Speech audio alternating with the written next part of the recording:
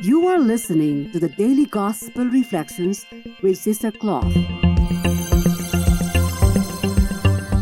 This podcast is brought to you by the Paulines Multimedia. It is our mission to bring the Word of God to all peoples through sounds and images, voices, and music. Come and join us as we share with you a thought a day.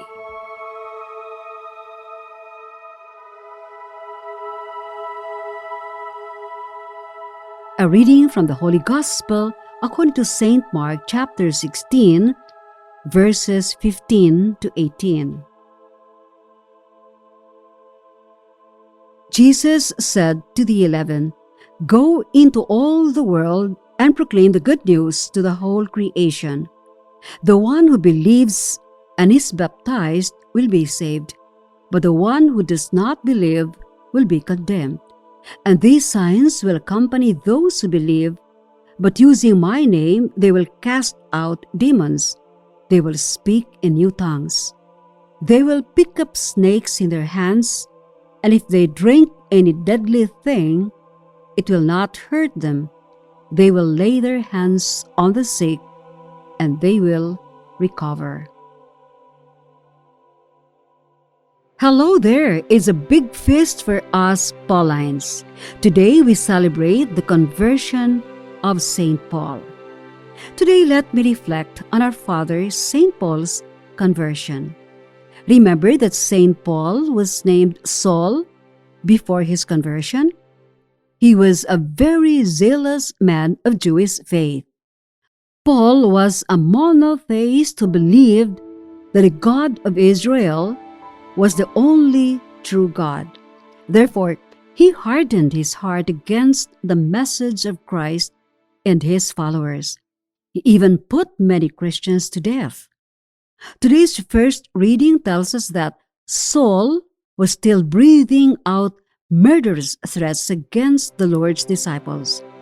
He went to the high priest and asked him for letters to the synagogues in Damascus so that if he found any who belonged to the way, whether men or women, he might take them as prisoners to Jerusalem. As he neared Damascus on his journey, a light from heaven suddenly flashed around him. He fell to the ground and heard a voice say, "Saul, Saul, why do you persecute me?" "Who are you, sir?" he asked. And Jesus answered him, saying, "I am Jesus, whom you are persecuting." It was the beginning of his conversion. He realized his zeal for God was not according to God's direction. We learn from the Acts of the Apostles that he became blind for a few days, but after he recovered, his life was a complete turn around.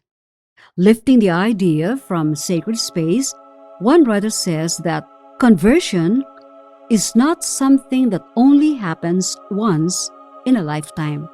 It is something that can happen to us several times in the course of our lives.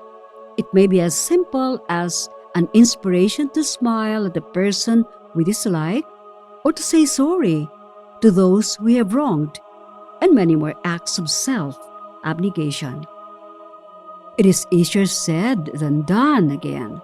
But with St. Paul, he might also want to believe the words of Jesus, who said, "My grace is sufficient for you, for my power is made perfect in weakness." Be with us again tomorrow as we share with you a thought a day. Meanwhile, you can follow us and listen to other Apple and Google podcasts on Spotify, produced by Paulines Multimedia. Have a good day.